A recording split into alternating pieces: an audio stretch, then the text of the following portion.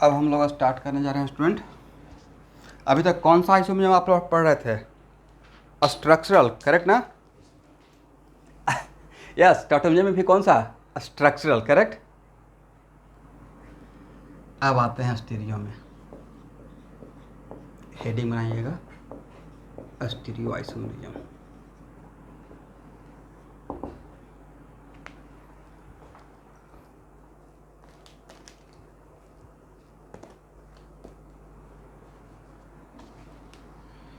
Stereo isomerism divided to how many parts? कौन कौन सा? नहीं भाई, कॉन्फ़िगरेशनल,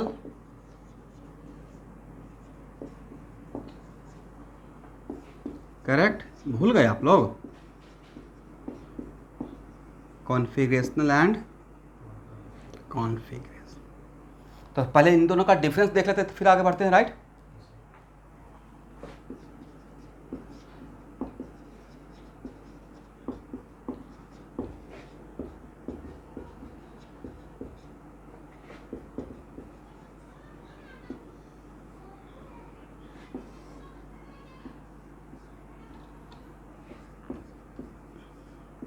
देखिए, ये तो लिखना ही पड़ेगा, सेम मॉलिक्यूलर फार्मूला, नहीं तो आइसोमरिज्म का पहला ही लाइन खत्म हो जाएगा, correct. Same connectivity, correct everyone. यही तो डिफरेंस था स्टीरियो और स्ट्रक्चरल में।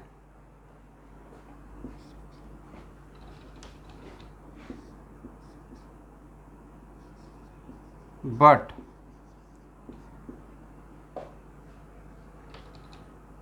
one isomer, one configurational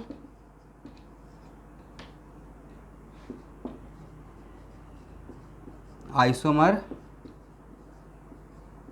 cannot converted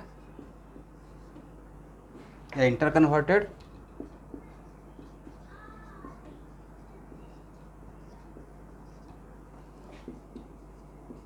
into other, but connectivity same रहेगा। कनेक्टिविटी सेम नहीं रहेगा तो फिर उसको स्ट्रक्चर में अकाउंट में ले लेंगे। But one configurational isomer can not interconverted into other without breaking any bond.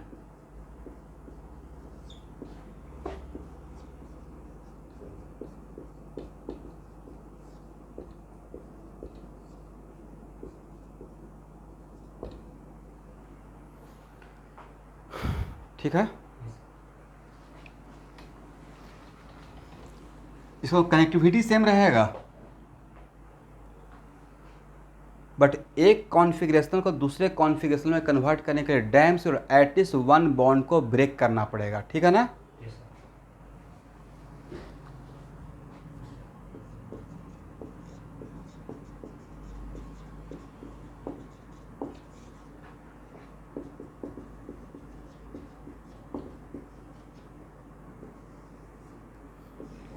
यहाँ भी क्या लिखेंगे? सेम मॉलिक्यूलर फार्मूला, ये right. Same connectivity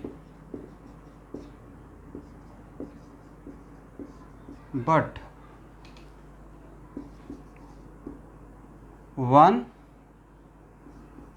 conformational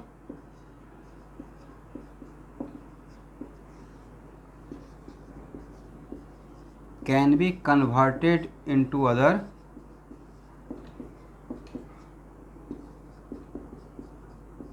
without breaking bond। इसका मतलब दोनों में बेसिक डिफरेंस क्या है? दोनों में ये बातें सेम है दोनों के लिए, करेक्ट। ये सेम होना ही पड़ेगा क्योंकि ये दोनों की वजह से इसका नाम स्टीरियो है, करेक्ट। बट दोनों में एक जो डिफरेंस है वो है कि उसमें कन्वर्ट करने के लिए वन कॉन्फ़िगरेशनल को दूसरे कॉन्फ़िगरेशनल में कन्वर्ट करने के लिए एटलीस्ट एक बॉन्ड को ब्रेक करना पड़ेगा। यहाँ पे वन कॉन्फॉर्मेशनल को दूसरे में कन्वर्ट करने के लिए बॉन्ड को कन्वर्ट ब्रेक नहीं करना पड़ेगा, विदाउट ब्रेकिंग बॉन्ड। अगर बॉन्ड ब्रेक कर दिए फिर वो कॉन्फॉर्मेशनल होगा ही नहीं, करेक्ट ना? लिखिए, एग्जाम्पल लेते हैं फर्स्ट।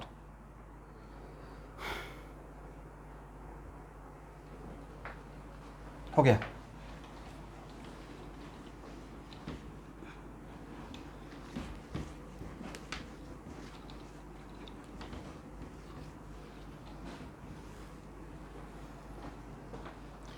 आप लोग के बोर्ड का फर्स्ट टर्म का सिलेबस मिलते ही प्लीज़ मुझे बताइएगा। अच्छा, मैं भी तो देखते ही रहूँगा, उसके अकॉर्डिंग प्लानिंग को थोड़ा आगे पीछे कर सकते हैं।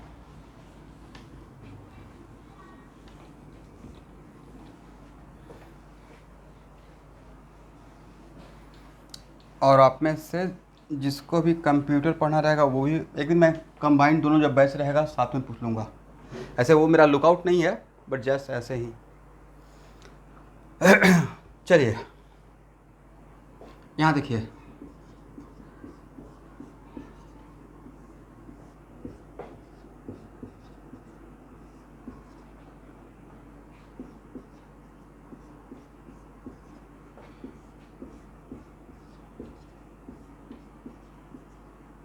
दोनों में कनेक्टिविटी का डिफरेंस है।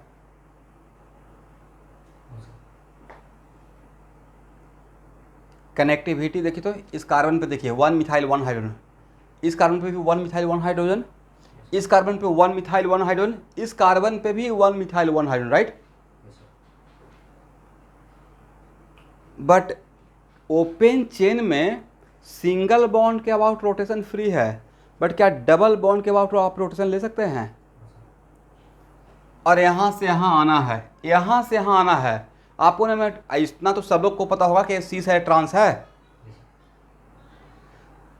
इसका मतलब, लेकिन अभी हम लोग सीस ट्रांस नाम नहीं बोलेंगे, बट फिर भी यहाँ से यहाँ आना है। सर पॉसिबल नहीं है, बॉन्ड को एटलीस्ट इसको डबल बॉन्ड को कुछ देर के लिए सिंगल बॉन्ड बनाना पड़ेगा, राइट। इसी को मैं अंडर द हेडिंग पढ़ाऊंगा सीस ट्रांस इंटर कन्वर्सन। हेडिंग क्या रहेगा? सीस ट्रांस इंटर कन्वर्सन, करेक्ट ना एवरीवन? एनीवे, इस कार्बन का हाइड्रोजन बताइए sp2, ये भी क्या है sp2। दोनों कार्बन का इलेक्ट्रोनेगेटिविटी में कोई डिफरेंस? फटाफट आंसर देना है, कोई डिफरेंस है? तो अगर हीट करेंगे तो सबसे पहले सिग्मा बॉन्ड टूटेगा या पाई बॉन्ड? हेट्रोलिटिक का चांस है या होमोलिटिक ब्रेकेज का चांस है? यस, मतलब तो यही आपका वन ऑफ द तरीका बन जाएगा सीस से ट्रांस में आने का। अब देखिए हम लोग क्या किए, तो हम लोग क्या किए कि इसको हीट किए, एक सिंगल बॉन्ड में फ्री रेडिकल बन गया। अब हम लोग तो इसके अबाउट रोटेशन ले सकते हैं। अब रोटेशन लेने के लिए ऐसा नहीं करना कि सर दोनों को ऐसे पकड़ के घुमा देंगे, तो फिर जहाँ तो वहीं पहुँच गए। One side is keeping constant, दूसरे को रोटेट करेंगे, राइट।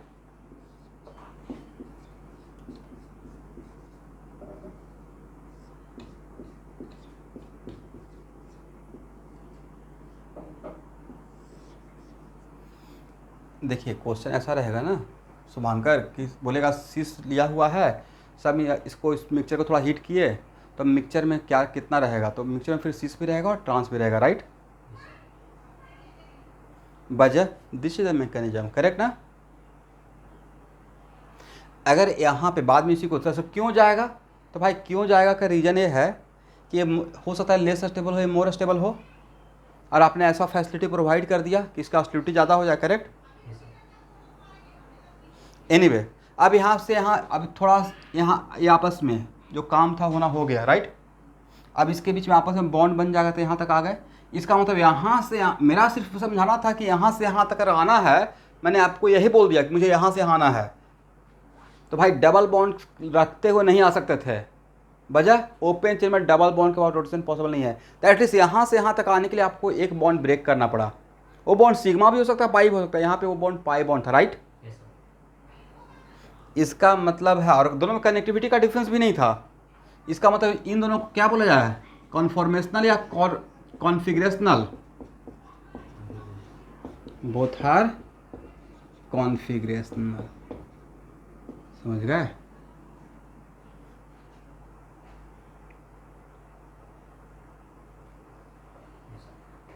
और आगे में चल के इसी को बोल देंगे ज्योमेट्रिकल, करेक्ट।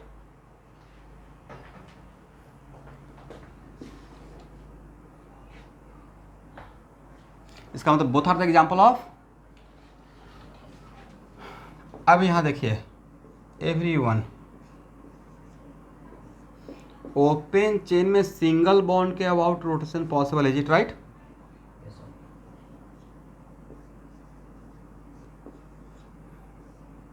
और भाई दो ग्रुप के बीच में डिस्टेंस डिफरेंट, तो कंपाउंड डिफरेंट हो जाता है स्टीरियो में, राइट? स्ट्रक्चरल और स्टीरियो में यही डिफरेंस तो था। क्या स्टीरियो में क्या था? कनेक्टिविटी सेम है, but one isomer differ from other with respect to spatial arrangement. अब मोटा मोटी स्पेशल अरेंजमेंट से मोटा मोटी था डिस्टेंस को लेकर, राइट? 90% केस में। तो अब ए और A, both A this and this are structure wise same, but क्या स्टीरियो वाइज सेम है? ये स्टीरियो वाइज सेम नहीं है, राइट? बट यहाँ से यहाँ तक आने के लिए आपको कोई बॉन्ड ब्रेक करने का रिक्वायरमेंट है, या ओपन चेन में सिंगल बॉन्ड का आउट रोटेशन फ्री है? इसका मतलब इन दोनों को आपस में क्या बोलेंगे? कॉन्फिगरेशनल या बोथ आर कॉन्फॉर्मेशनल?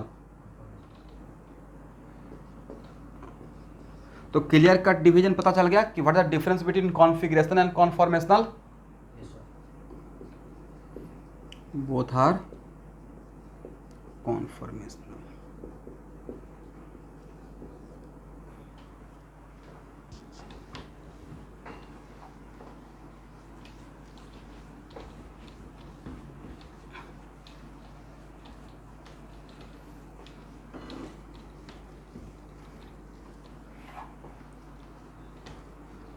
अब अभी जो चीज़ स्टार्ट करने जा रहे हैं, याद रखिएगा,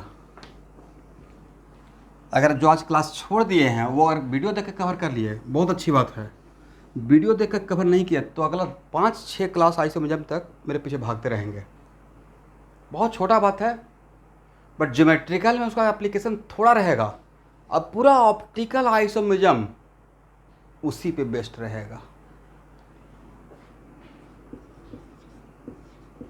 यस,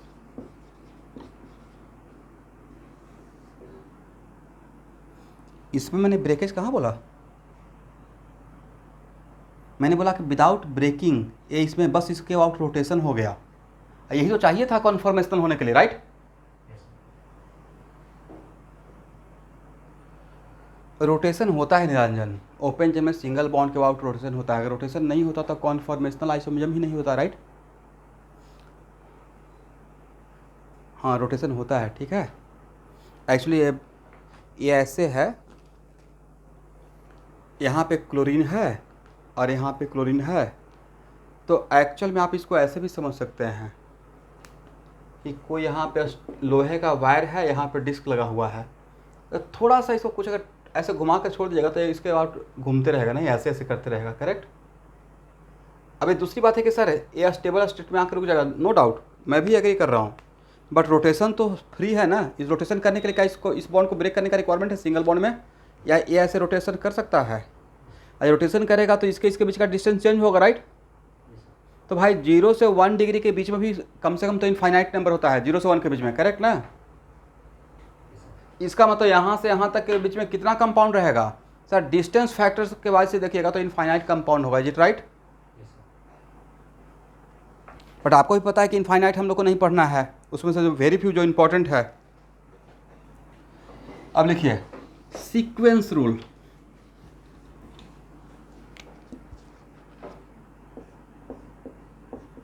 इसी का नाम है CIP rule. Full form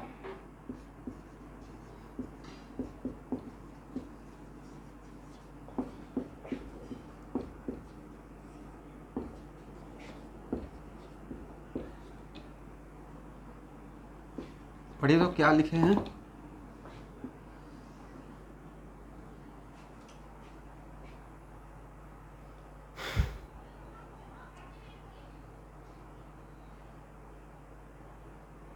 yes, Cahn Ingold Prelog sequence rule.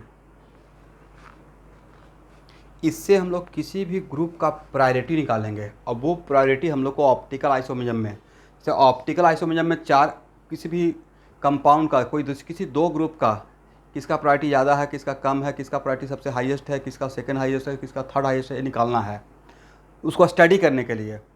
तो उसके लिए हम लोग एक रूल बनाए हैं जिसका नाम है चान इन गोल प्रीलॉग सीक्वेंस, करेक्ट।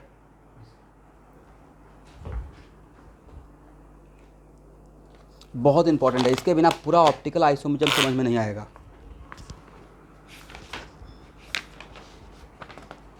हाँ, तीनों साइंटिस्ट हैं, गोल्ड मेडलिस्ट हैं, इनको इस रूल बनाने के लिए गोल्ड मेडल मिला है।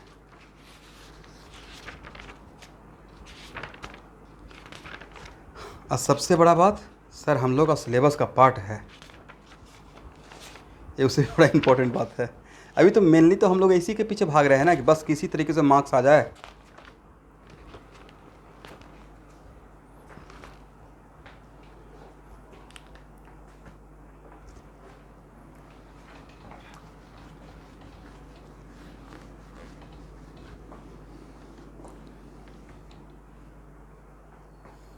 लिखिए sequence rule first,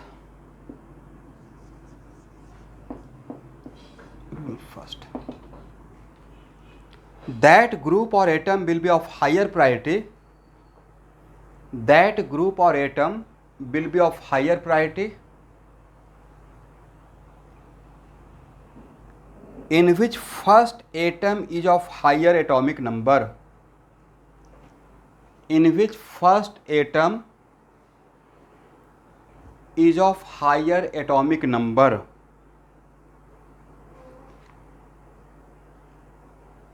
and in case of isotope higher atomic weight, and in case of isotope higher atomic weight।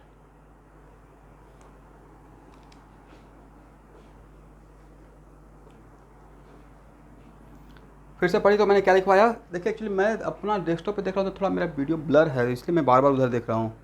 क्या आप लोग को सही से दिखाई पड़ रहा है? ओके, तो पहला रूल क्या था? दैट एटम और group will be of higher priority whose first atom is of higher atomic number, in case of isotope higher atomic weight। for example, hydrogen, deuterium, fluorine, chlorine, bromine, iodine, correct. इन सब में अगर priority का order according to definition, तो sir इसमें first atom का मतलब, तो सर भाई जिस ग्रुप में एक ही एटम है उसमें फर्स्ट एटम और सेकंड एटम का तो क्वेश्चन ही नहीं है, right. First atom, second atom और थर्ड एटम कहाँ पे देखेंगे? जिसमें ग्रुप के अंदर बल्क ऑफ एटम्स रहेगा, एक से ज़्यादा एटम रहेगा, जहाँ पे ग्रुप में एक ही एटम है तो वही तो उसका फर्स्ट एटम है, राइट। फर्स्ट एटम का मतलब फेसिंग एटम, फर्स्ट एटम का मतलब facing atom. According to definition, according to this rule, sequence rule, सबसे ज़्यादा प्रायोरिटी किसका रहेगा? उसके बाद ब्रोमीन, उसके बाद क्लोरीन, उसके बाद फ्लोरीन। और हाइड्रोजन और ड्यूटेरियम में तो दोनों का एटॉमिक नंबर सेम है। इन केस ऑफ आइसोटोप क्या लेंगे? Atomic weight, is it right? This is the priority order. अभी बस ये नहीं सोचना है कि सर क्यों निकाल रहे हैं प्रायोरिटी, बस आप मेरे ऊपर ट्रस्ट करके हाँ निकालना है प्रायोरिटी, ठीक है।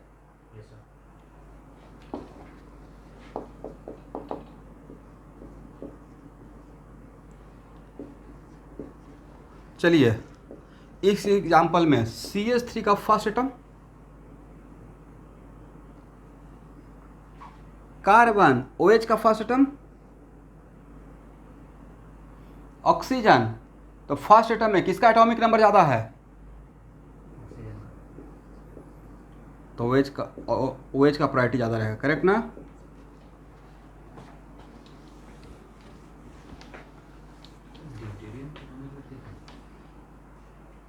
ड्यूटेरियम का एटॉमिक वेट कितना है? तुम क्वेश्चन मुझे पूछना चाहिए।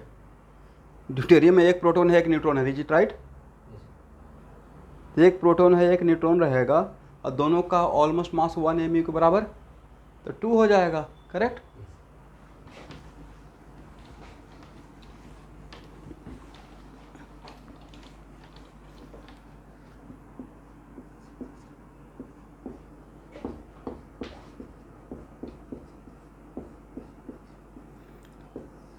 नहीं लगता कि एक ग्रुप इसके रेस्पेक्ट में बहुत भारी रहा होगा? बट जो हम लोग का रूल चल रहा है उसमें कौन बड़ा है या कौन छोटा इससे मतलब ही नहीं है। इसका फर्स्ट एटम कौन सा बोलना है भाई? इसका फर्स्ट एटम कार्बन, और फर्स्ट एटम में ही अगर डिफरेंस दिख गया तो सेकेंड एटम पे नहीं जाना है। तो बोलिए किसका प्रायोरिटी ज़्यादा रहेगा? OH का प्रायोरिटी ज़्यादा रहेगा। किससे? टर्सरी ब्यूटाइल से, करेक्ट।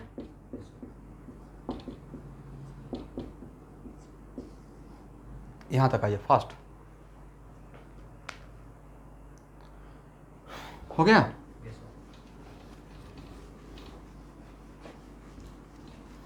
सबको समझ में आ गया स्टूडेंट?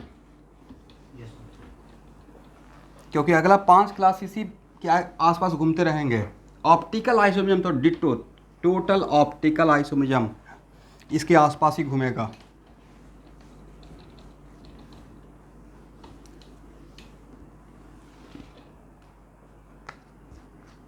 यहां देखना है।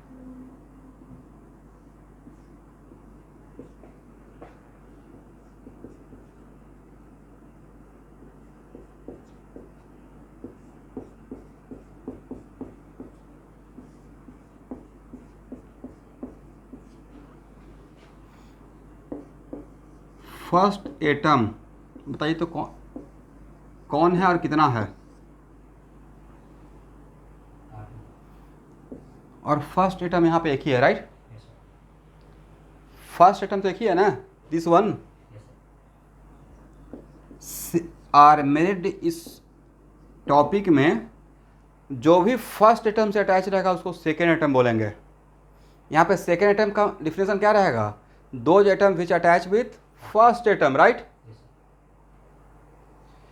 तो सेकेंड एटम कितना है और कौन कौन है? कार्बन है, कार्बन है, कार्बन है, जी राइट। क्या ये इसको लिखवाने का रिक्वायरमेंट है? इस सेकेंड एटम किसे बोलते हैं? Those atom which attach with first atom are called what? Second atom.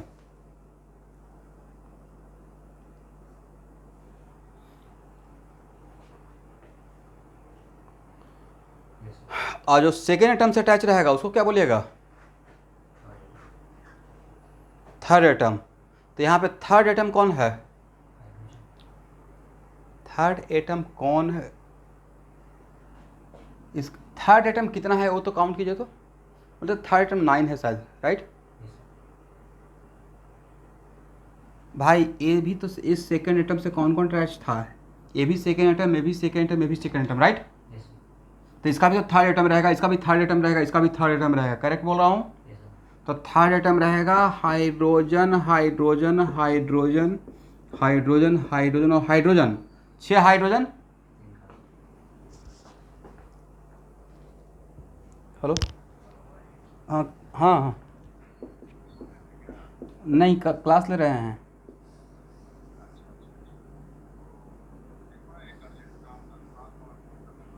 नहीं बोलो ना, बोलो बोलो।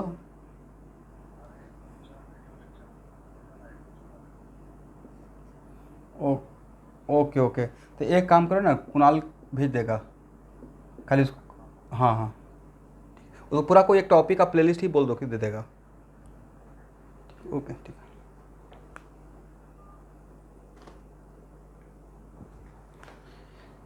यहाँ देखिए,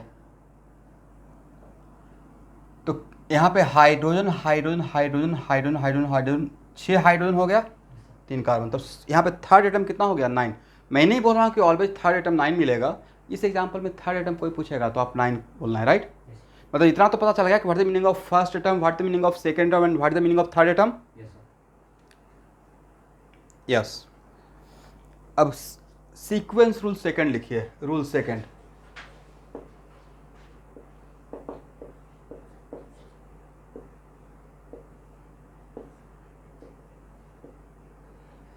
अच्छा स्टूडेंट, आप लोग के पास भी कोई कॉल वूल आ रहा है क्या, कोई कोचिंग को लेकर?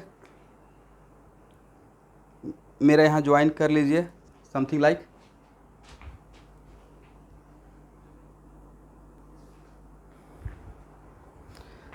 चलिए तो रूल सेकंड पे आते हैं।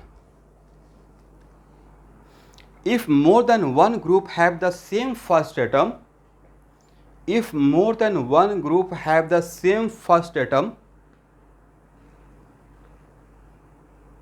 then that group will be of higher priority, then that group will be of higher priority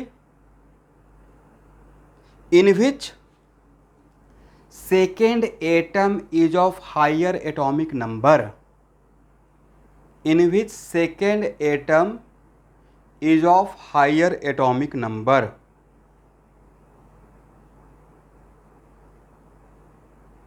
Yes, if more than one group have the same first atom, मतलब फर्स्ट एटम अगर common हो गया, वहां से आप डिसाइड नहीं कर पा रहे हैं तो कहां पे जाके देखना है? सेकेंड एटम पे, right?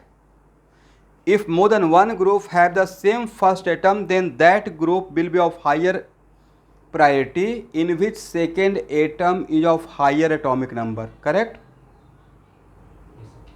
Comma, if second atom are also same, तब कहाँ पे जाना है student? if second, yes, if second atoms are also same, then same rule apply on third atom, right?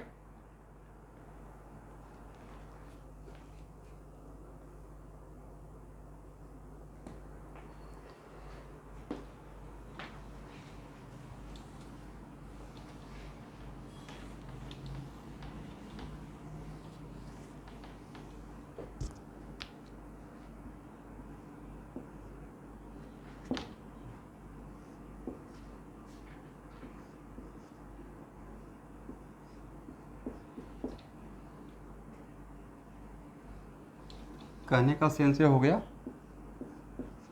CH2OH, correct ना? And CH3CH3CH3।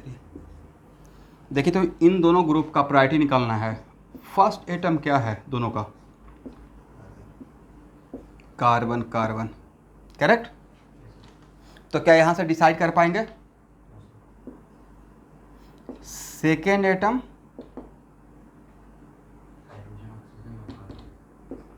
Hydrogen hydrogen oxygen, right? और यहां पे क्या बोलेगा? Carbon carbon carbon, 3 carbon, correct? अब ऐसा नहीं करना है कि इन तीनों कार्बन का एटॉमिक नंबर जोड़ देंगे, 6 + 6 + 6 18, और इसका जोड़ के 8 + 1 + 1 10। नहीं करना है ऐसा। माइंड में हो सकता है किसी के माइंड में आ जाए, क्योंकि 3 कार्बन है तो इन तीनों का एटॉमिक नंबर ऐड कर दें तो 18 मिल रहा है, और यहाँ पे ऐड करेंगे तो 10 मिल रहा है। 6 को मिला दीजिए, मिक्स कीजिए, करेक्ट? और उसमें सबसे ज़्यादा एटॉमिक नंबर वाला एलिमेंट कौन है? बोलिए भाई। लीजिए, ऑक्सीजन से ऊपर कार्बन को कर दिए।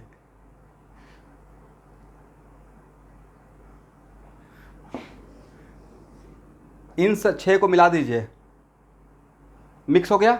सबसे ज़्यादा एटॉमिक नंबर किसका? ऑक्सीजन किस पार्टी का?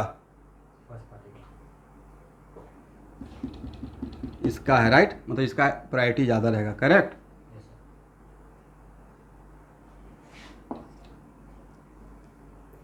इसका मतलब क्या हुआ? इसका मतलब हुआ कि सर सेकेंड एटम में हम लोग जितना भी एटम रहेगा सबको देख लेंगे कि उसमें सबसे ज़्यादा एटॉमिक नंबर किसका है, सबसे ज़्यादा एटॉमिक नंबर किसका है, और जिसका एटॉमिक नंबर ज़्यादा रहेगा वो जिस तरफ का रहेगा उसका प्रायोरिटी ज़्यादा रहेगा। ये राइट? चलिए यहाँ तक आइए, हो गया ना?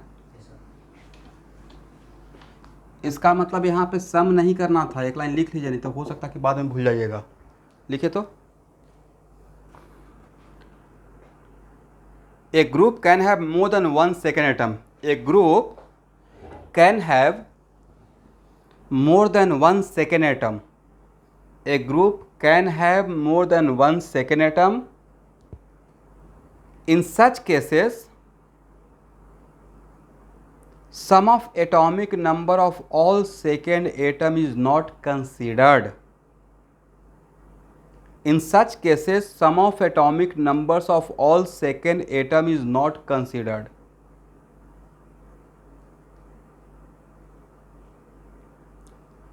rather that group will be of higher priority, rather that group will be of higher priority in which at least 1 second atom is of higher atomic number, rather that group will be of higher priority in which at least 1 second atom is of higher atomic number. Correct है student? आप लोग समझ गए मैं क्या बोलना चाह रहा था? फिर से एक बार बोल देता हूँ. Rather that group will be of higher priority in which at least 1 second atom is of higher atomic number.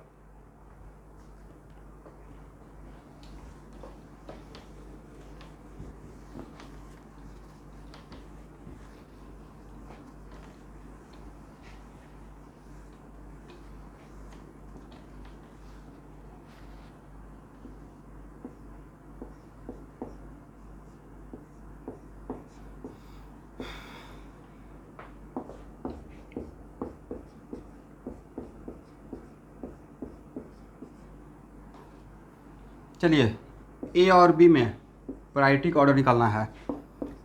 First atom कौन सा? First carbon. इसमें first atom carbon. What about second atom? Hydrogen hydrogen carbon. Right. इसमें second atom. अब यहाँ पे भाई mix करेंगे तो कन्फ्यूजन हो जाएगा. नहीं मिक्स कीजिएगा तो सर कार्बन बाहर निकलेगा. राइट. अब तब पूछेंगे कार्बन किस पार्टी का, तब तो आप बोलेंगे दोनों पार्टी का. समझे मेरा कन्फ्यूजन? तब उस केस में वर्ल्ड फेमस RFPD. करेक्ट. क्या करना है? RFPD मिला देना है. थर्ड एटम पे नहीं जाना है. यहाँ देखिए ऐसे मिलाइएगा. कार्बन कार्बन कार्बन और कार्बन हाइड्रोजन हाइड्रोजन. एक कार्बन से एक कार्बन तो मैच कर गया. करेक्ट. बट यहाँ पे तो डिफरेंस हो जाएगा. तो इस पॉइंट ऑफ व्यू से किसका प्रायोरिटी ज़्यादा रहेगा? इसका प्रायोरिटी ज़्यादा रहेगा. मतलब इस टाइप के एग्जाम्पल में ऐसे सोचना है. ठीक है ना एवरीवन? यहाँ पे थर्ड एटम पे तब जाएंगे. यहाँ देखिए दोनों जगह कार्बन कार्बन है. तो उस केस में आपको सबका तीन how many second atom? 3 second atom. इसका भी 3 सेकेंड एटम. सबके बीच में मिलाइएगा. एक कार्बन से एक कार्बन तो मैच कर गया, बट बाकी से मैच किया, बाकी में ये आगे निकल जाएगा. करेक्ट. हाँ. थर्ड एटम पे कब जाते हैं? जब इसका भी कार्बन कार्बन कार्बन और इसका भी कार्बन कार्बन कार्बन. अब डिफरेंस आप नहीं क्रिएट कर पाए. करेक्ट. तब थर्ड एटम पे जाते हैं. ठीक है ना? इसको हटाया जाए.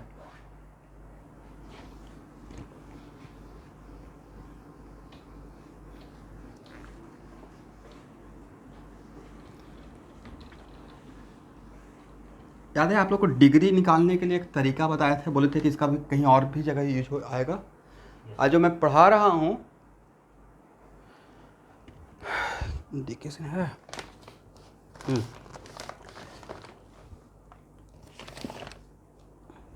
एक्चुअली सर इसको ऐसे मुझे मैं थ्योरी बनाकर ही बच्चे को सिखाने की कोशिश किए हैं. पेज नंबर 53 में चाहिए तो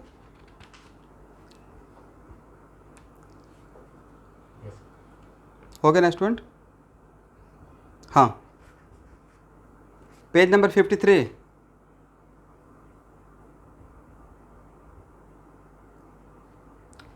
पिछले क्लास में ही तो बोले थे ऑर्गेनिक क्लास में लेकर बैठिएगा. अब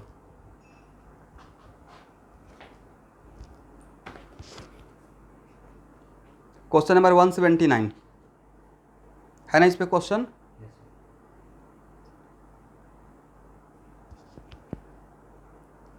और क्वेश्चन नंबर 180, वो 180 को ही मैं समझाने जा रहा हूँ. ठीक है. मतलब इस टाइप पे भी क्वेश्चन आ सकता है। Correct everyone?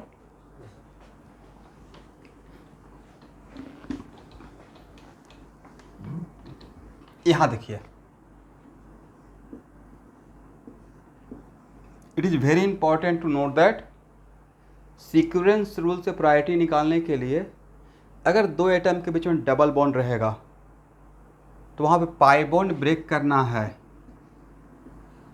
ऐसा मैं degree of double bonded carbon का डिग्री निकालने के लिए सिखाए होंगे नोमेनक्लेचर के टाइम पे, शायद सेकंड या थर्ड क्लास में, राइट? तो ए डबल बॉन्ड बी में यहाँ पे ए पाई बॉन्ड से किससे अटैच था? तो ए को बी देना है। अब बी पाई बॉन्ड से किससे अटैच था? इसमें मान लेते हैं कि situation is just like this, तो इसको ऐसे रखेंगे, ठीक है? बट ऐसे कर देना है एवरीवन। और इस तरीके से करने के बाद फर्स्ट टर्म और सेकंड टर्म देखिएगा। करेक्ट ना? लिख लीजिए। मतलब इसको ऐसे रिप्रेजेंट करेंगे, डबल बॉन्ड रखते हुए नहीं रिप्रेजेंट करेंगे, ठीक है? सीक्वेंस रूल प्रायोरिटी निकालने के लिए पहले this one converted into this one क्या करना है?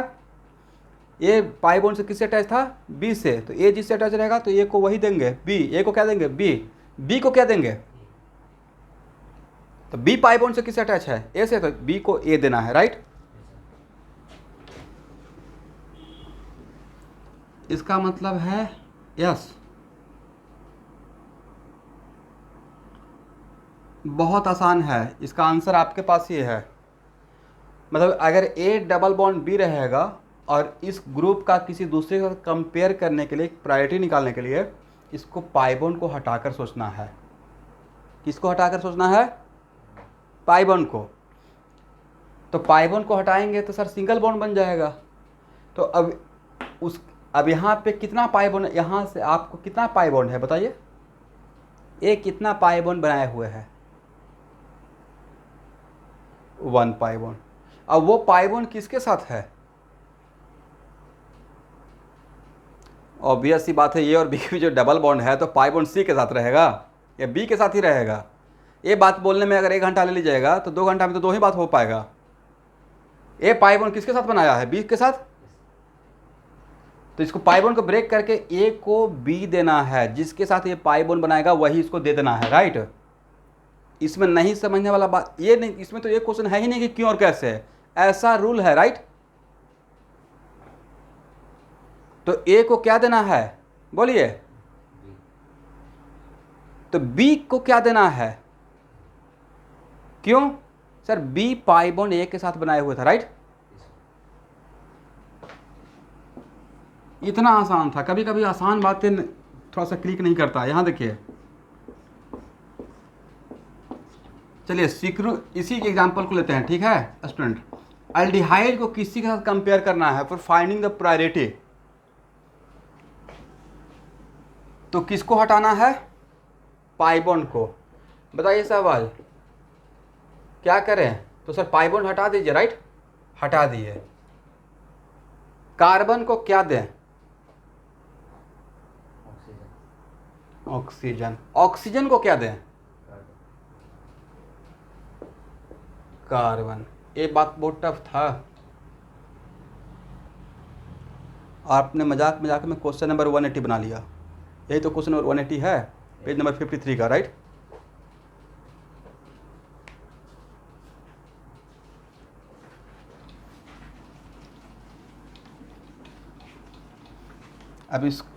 अब इतना भी चीज़ें आसान नहीं रहेगा भाई।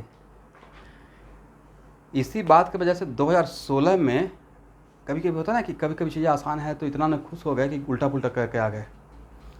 2016 में एक्चुअल में एक कॉन्फ़िगरेशन ऑप्टिकल आइसोमेर निकालने के लिए दूंगा R&S। एक कॉन्फ़िगरेशन का नाम है R और S, कायरल सेंटर का, और उसमें सारा गेम होता है प्रायोरिटी का। और उसमें एल्डिहाइड और एसिड का प्रायोरिटी अगर नहीं किसी को पता रहेगा तो क्वेश्चन नहीं बनता। इसी का 4 मार्क्स था वो क्वेश्चन भी। 2016 में बोला, मतलब एग्जैक्ट 2016 का ही है वो। तो अब इसका मतलब कि बेसिक ये था कि प्रायोरिटी आना चाहिए सबसे पहले। इसलिए मैं आज के क्लास में बार बार अगर कोई वीडियो भी फॉलो करेंगे तो उनसे रिक्वेस्ट कर रहा हूँ कि भाई आइसोमेरिज्म वगैरह क्लास वीडियो फॉलो करें, well and good, but live आने का भय भी डालिए। आप आइसोमेरिज्म का रिएक्शन से बहुत बड़ा रिलेशन है, एटलीस्ट यहाँ से तो लाइव आ जाइए। राकेश सर ही रिक्वेस्ट कर रहे हैं, क्योंकि एक बार पीछे छूट जाएंगे तो आप नहीं पकड़ पाएंगे मुझे, और फिर वही रहेगा कि क्लास बहुत टफ है या समझ में नहीं आ रहा है।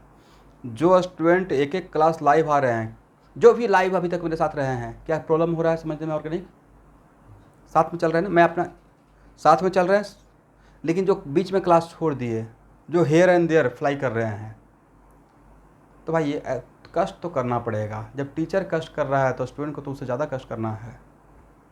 देखिए अब 35 हैं, बैच में 50 लोग हैं, उससे भी ज़्यादा 35 हैं। भाई अटेंडेंस सीट तो अब पेरेंट्स के ग्रुप में दे रहा हूँ, साथ में पेरेंट्स को तो एक बार एक लाइन पूछना पड़ेगा, क्यों नहीं क्लास अटेंड कर रहे हो लाइव क्लास, राइट? सबका कंबाइंड एफर्ट रहेगा तब जाकर होता है रिजल्ट। नहीं ठीक है, मैं पीछे हो गया थोड़ा सा सर से, जहाँ से हो वहाँ से साथ में चलो, धीरे धीरे करके समझ में आना स्टार्ट हो जाएगा। अगर कोई सोचेगा कि मैं वीडियो देख देख कर सर को फिर पकड़ लेंगे, तो तब तक सर बहुत आगे निकल जाएंगे, है कि नहीं?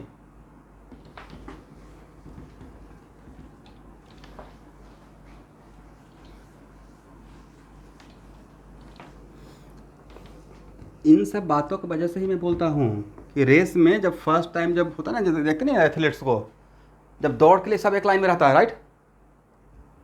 जिस टाइम पे चलता है ट्रिगर, एक लाइन पे रहता है, फर्स्ट सेकंड थर्ड तीन ही आता है। वैसे ही जब तैयारी शुरू होता है, बहुत लोग क्राउड में हैं, उस क्राउड से नहीं डरना है, एकदम रास्ते तक आगे तक लास्ट तक जाने वाला बहुत कम रहता है।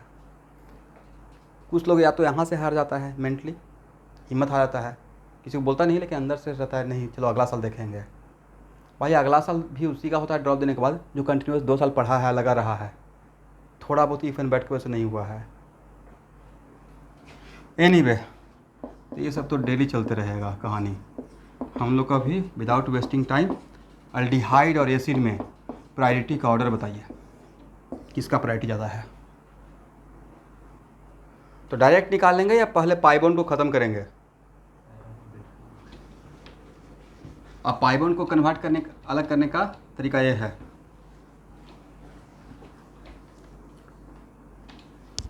तब मुझे लगता है कि अल्डिहाइड को ऐसे करना चाहिए, नहीं?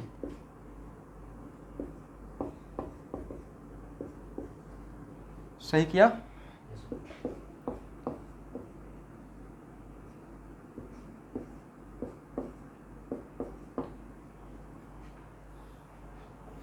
यस। अब इसका तब फर्स्ट एटम देखेंगे, दोनों का फर्स्ट एटम कार्बन कार्बन, और अल्डिहाइड का सेकेंड एटम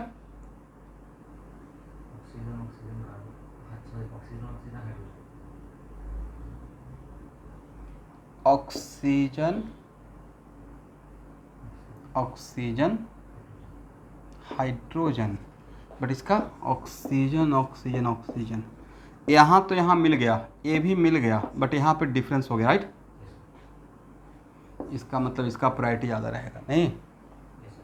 प्रायोरिटी में आगे निकल जाएगा।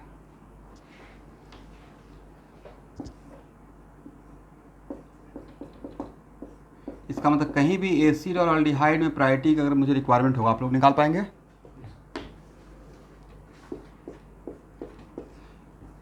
एसिड और एस्टर में किसका प्रायोरिटी ज़्यादा? जल्दी से फाइंड आउट करें।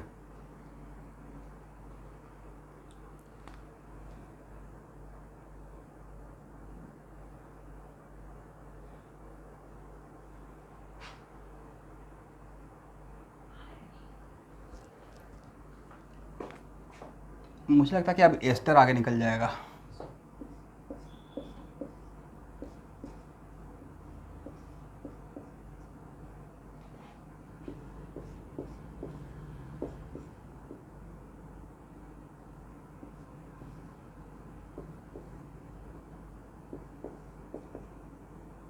देखिए तो सही है, यहाँ तक करेक्ट है। एटलीस्ट हम लोग ब्रेक तो सही से कर लिए हैं। फर्स्ट एटम कौन? Carbon carbon. Second atom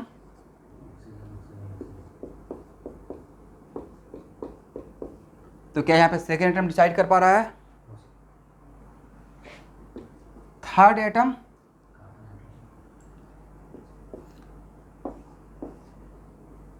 carbon hydrogen only, इस केस में सिर्फ कार्बन हाइड्रोजन सिर्फ बोलना है, ठीक है।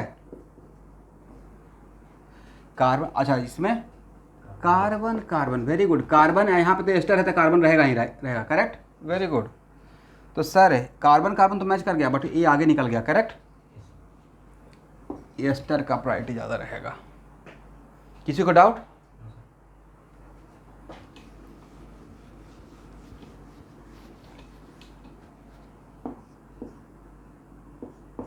एसिड और एमाइड में किसका प्रायोरिटी ज़्यादा?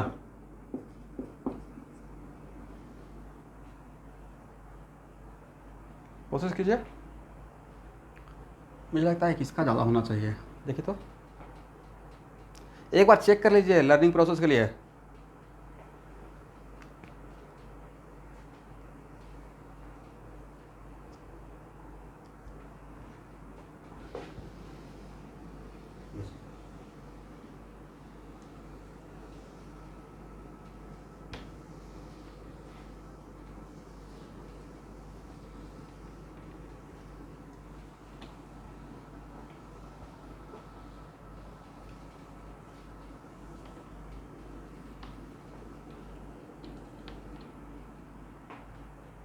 हो गया? एसिड का ज़्यादा रहेगा with respect to ester. Okay,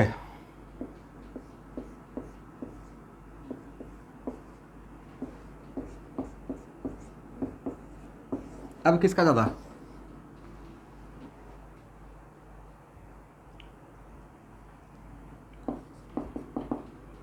भाई एक बार चेक कर लेना है, हैबिट डालिए। ये तो मुझे भी दिख रहा है कि सेकेंड में ज़्यादा रहेगा, राइट।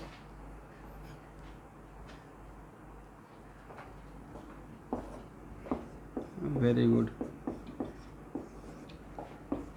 चलिए शुभांकर, आपका आंसर सबसे फास्ट आ रहा था। इसमें और इसमें किसका प्रायोरिटी ज़्यादा?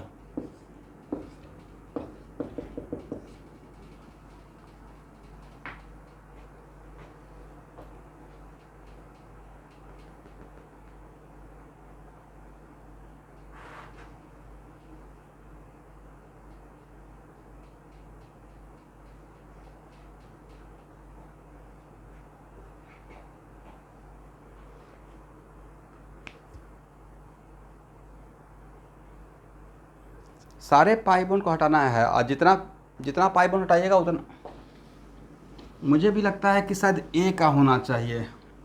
एक बार चेक करते हैं। यहाँ देखिए पाई बॉन्ड हटा दिया स्टूडेंट, कितना पाई बॉन्ड हटा है? दो ना। तो यहाँ पे दो, इसको दो कार्बन देना है, राइट। क्यों दो कार्बन? क्योंकि सर एक कार्बन कार्बन से ही अटैच था। इसका भी कितना पाई बॉन्ड हटा है? इस कार्बन का दो। किसके साथ पाई बॉन्ड था? कार्बन के साथ ही। तो इसको इस तरीके से लिखना पड़ेगा, ये right, for comparison, for comparison study for priority निकालने के लिए। और ये तो जैसे है वैसे ही, इसमें तो पाई बॉन्ड है ही नहीं, तो कुछ हटाने का रिक्वायरमेंट ही नहीं है। अब बोलिए तो first atom carbon carbon, second atom बोलिए जरा फास्ट।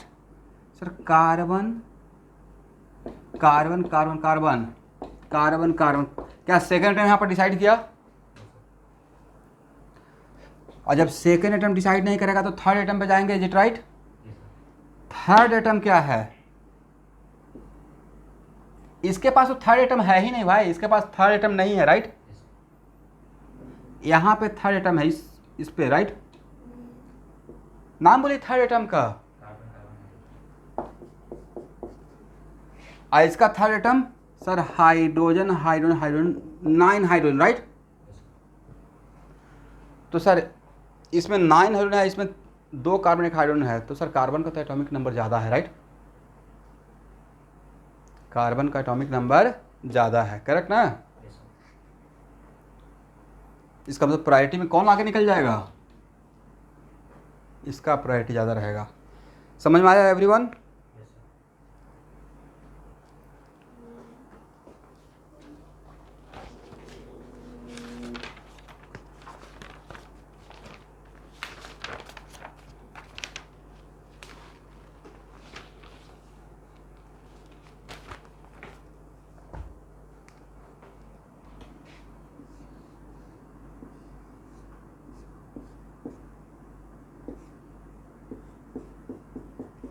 इसमें किसका प्रायोरिटी ज़्यादा, इन दोनों में?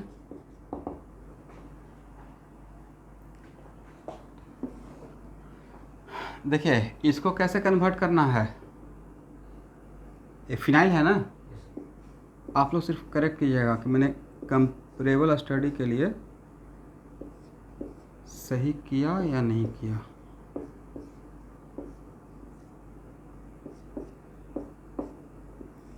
देखिए तो सही किए हैं। पाई बॉन्ड को हटाने का तरीका,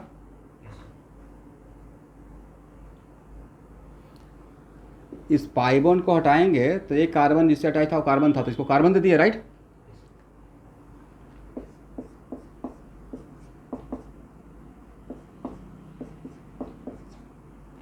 अब देख लीजिए, फर्स्ट एटम क्या है, कार्बन ना, सेकेंड एटम, इसका सेकेंड एटम क्या है sir, carbon carbon carbon, right. इसका भी सेकेंड एटम क्या है, कार्बन कार्बन, बोलिए carbon. Third atom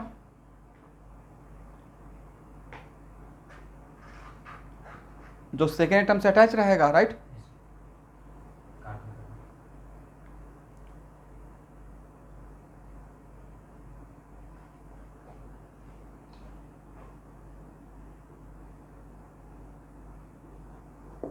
third atom, तो ये मेरा सेकेंड एटम था ना, ये मेरा सेकेंड एटम था, राइट। ये भी सेकेंड एटम था, करेक्ट। तो थर्ड एटम रहेगा कार्बन हाइड्रोजन, यहाँ पे हाइड्रोजन भी तो था पहले से, कार्बन हाइड्रोजन कार्बन हाइड्रोजन और कार्बन कार्बन, राइट। मतलब कितना carbon, 1 2 3 4, carbon carbon carbon carbon और हाइड्रोजन हाइड्रोजन, इज राइट। और यहाँ पे कार्बन कार्बन हाइड्रोजन, तो भाई कार्बन कार्बन हाइड्रोजन हो गया, तब भी तो ये आगे निकल जाएगा, राइट। इसका मतलब फिनाइल का प्रायोरिटी इससे ज़्यादा रहेगा, नहीं। अगर आप RAPD भी करते हैं तो वहाँ भी कार्बन, यहाँ भी कार्बन, वहाँ भी कार्बन, यहाँ भी कार्बन, वहाँ भी हाइड्रोजन, यहाँ भी कार्बन, बाकी तो इसके पास और भी सेकेंड एटम है, वहाँ तो उसके बाद कुछ बचा ही नहीं, करेक्ट। तो आई थॉट कि फिनाइल का प्रायोरिटी इथेनाइल से ज़्यादा रहेगा। तो मोटा मोटी कहने का सेंस है कि प्रायोरिटी पे, सिर्फ प्रायोरिटी के वजह से अगर थ्योरी आगे बढ़ना है तो प्रायोरिटी, देखिए इतना टफ तो आएगा नहीं, पर प्रायोरिटी निकाल लीजिएगा ना अब, अकॉर्डिंग टू CIP रूल। यस। अब लिखिए स्टूडेंट, कॉन्फिगरेशनल आइसोमरिज्म। हाँ,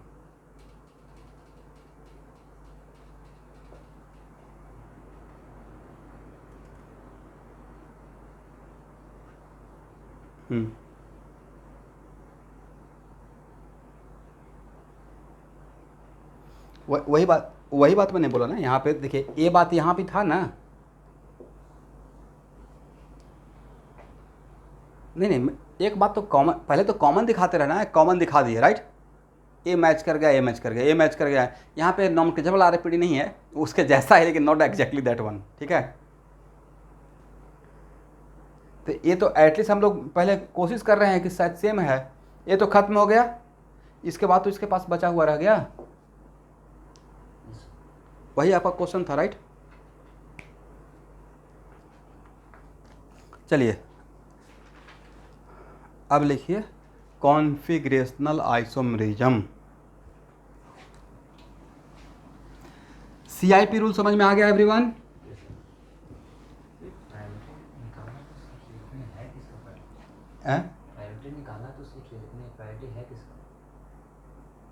अच्छा, ये प्रायोरिटी क्या है, राइट, प्रायोरिटी किसके लिए है, हाँ थोड़ा देर के बाद पता चल जाएगा। मतलब अभी बस ये प्रायोरिटी निकाले हैं, सीक्वेंस रूल में प्रायोरिटी निकालने का तरीका। कौन सा रूल में? ये नॉमेनक्लेचर वाला प्रायोरिटी नहीं है, ये सीक्वेंस रूल वाला प्रायोरिटी है, राइट। क्यों निकाल रहे हैं? तो शायद कहीं आगे काम पड़ेगा। तो काम कहाँ आएगा? ज्योमेट्रिकल आइसोमरिज्म और ऑप्टिकल आइसोमरिज्म में इस प्रायोरिटी का सीक्वेंस रूल का एप्लीकेशन होता है। इसके बिना फिर ऐसे ही इसके बिना कहानी क्या होगा, थोड़ा सा हम लोग अब मूड को लाइट कर लेते हैं। जैसे एनसीईआरटी में ऐसे पैर का निशान बनाया रहेगा, देखते हैं पैर का निशान ऐसे दिखेगा प्लेन ऑफ सिमेट्री के लिए, एक पैर का निशान और यहाँ पे एक पैर का निशान, राइट। और तब बोला जाए अच्छा ये, या ऐसे ग्लास और फिर यहाँ से ऐसे ग्लास, तो ग्लास का मिरर इमेज देखकर ग्लास बन रहा है, तो वहाँ से प्लेन ऑफ सिमेट्री है, तो माइंड में ग्लास थोड़े याद करते रहेंगे। या ठीक है, समझाने के लिए बेसिक बात सही है कि प्लेन ऑफ सिमेट्री का मतलब होता है कि वैसा कोई प्लेन जिसके अबाउट दोनों को इक्वल पार्ट में कट करे, डिवाइड करे, राइट। बट भाई जो क्वेश्चन सेट करने वाला है वो क्या लगता है कि एकदम जानबूझ के आपको ऐसा सजा के देगा कि देखते ही लगे अच्छा यहाँ से कट कर देंगे इक्वल, समथिंग लाइक दिस।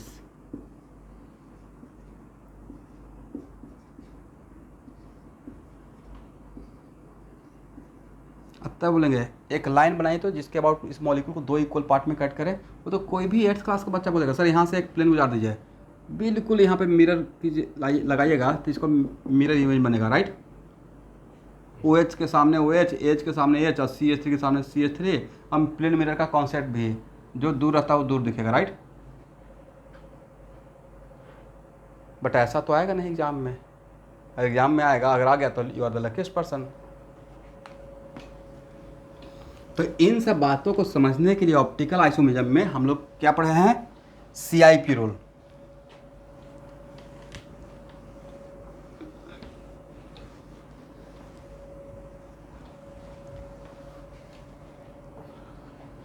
अब उसमें सबसे पहले स्टडी करेंगे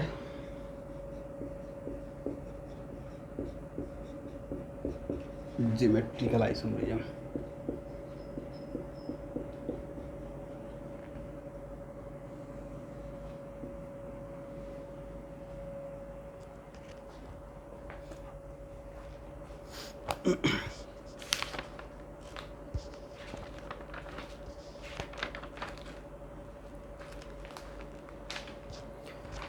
पहला पॉइंट लिखिए,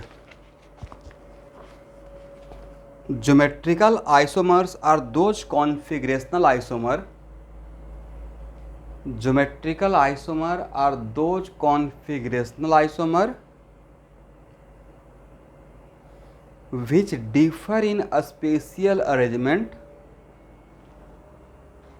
Geometrical isomer are those configurational isomer.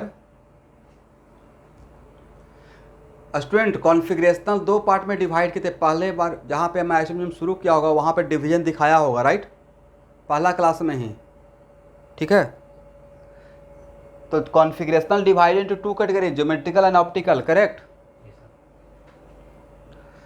तो geometrical isomer are those configurational isomer which differ in a spatial arrangement, which differ in a spatial arrangement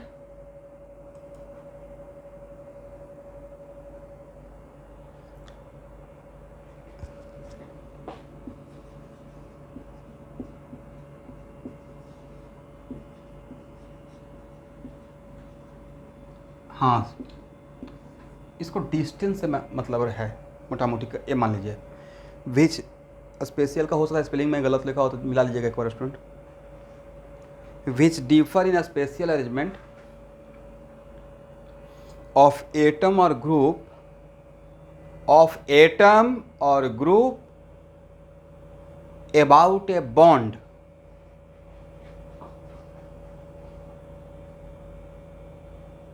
that bond can be multiple bond in open chain,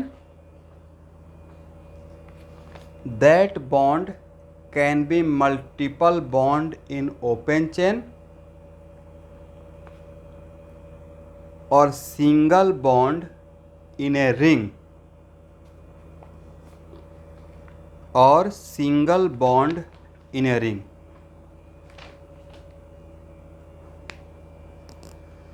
चलिए पहला line से ही इसके यहाँ से ही study start करना है। बताइए ज्योमेट्रिकल आइसोमेरिज्म किस बॉन्ड के अबाउट पढ़ना है और कहाँ कहाँ पे पढ़ना है। Sir multiple bond in open chain, right. multiple bond in open chain, a single bond in ring. These are the major part of my syllabus. तो multiple bond in open chain में मल्टीपल बॉन्ड तो ही रहेगा ना, या तो double bond है तो triple bond, 4 bond तो कीजिएगा नहीं, करेक्ट।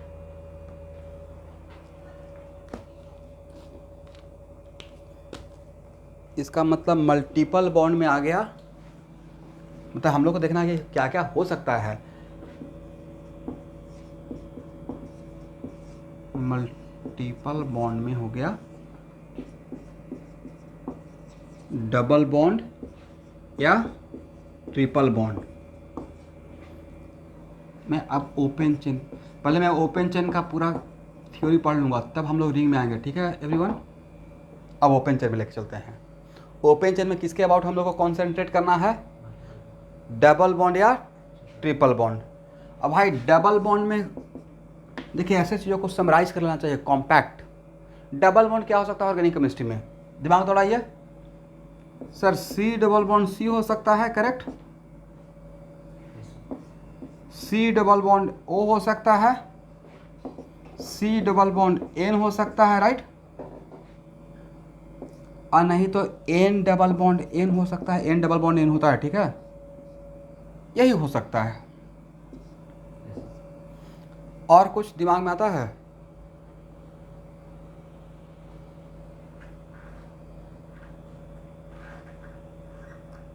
नहीं, सल्फर के साथ हम लोग नहीं सोचेंगे, वो आपको मिलेगा भी नहीं, बहुत कम चांस है। सी डबल बॉन्ड एन दे दिए डबल बॉन्ड में,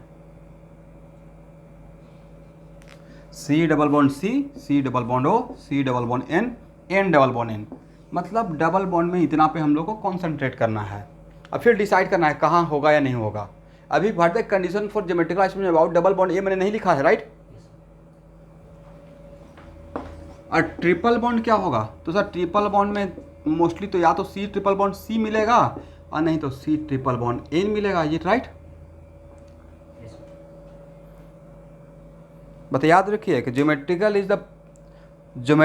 is the part of configurational, और कॉन्फिगरेशनल में वन कॉन्फिगरेशनल को दूसरे कॉन्फिगरेशन में कन्वर्ट करने के लिए हम लोग को क्या करना है, बॉन्ड को ब्रेक करना है, राइट। और बॉन्ड ब्रेक करने के बाद कन्वर्ट करेंगे तो जो दूसरा ज्योमेट्रिकल मिलेगा उसमें किसी न किसी ग्रुप के बीच का डिस्टेंस अलग दिखना पड़ेगा, स्पेशल अरेंजमेंट अलग दिखना पड़ेगा। बॉन्ड ब्रेक किए, रोटेट किए और फिर से बॉन्ड फॉर्म किए और डिस्टेंस वहीं मिल गया, स्पेस में अरेंजमेंट डिट्टो सेम का सेम, तो क्या कंपाउंड अलग दिखा? ज्योमेट्रिकल का डिफिनेशन को सेटिस्फाई नहीं किया, राइट। चलिए तो पहले लिखिए analysis of geometrical isomerism, analysis of geometrical isomerism about C double bond C in open chain. सब पे आऊँगा, don't worry.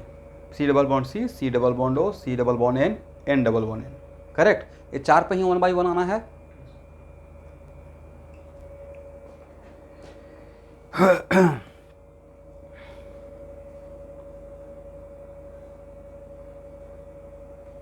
Analysis of geometrical isomerism about double bond, और अबाउट डबल बॉन्ड में सबका 1 बाई 1 लेंगे। पहले सी डबल बॉन्ड सी, फिर सी double bond ओ, फिर सी डबल बॉन्ड एन, फिर एन डबल बॉन्ड एन। इसमें फिर चेक कर लेंगे किसके अबाउट हो सकता है, किसके अबाउट नहीं हो सकता है, इज राइट। तो यहाँ से आप लोग का इनऑर्गेनिक का आईडी मिल चुका है। कितने बजे से मिला है? 9 बजे से मिला है या 8:45? हाँ तो थोड़ा ब्रेक लेकर मिलते हैं 8:45 में, ठीक है। आज से इतना ही।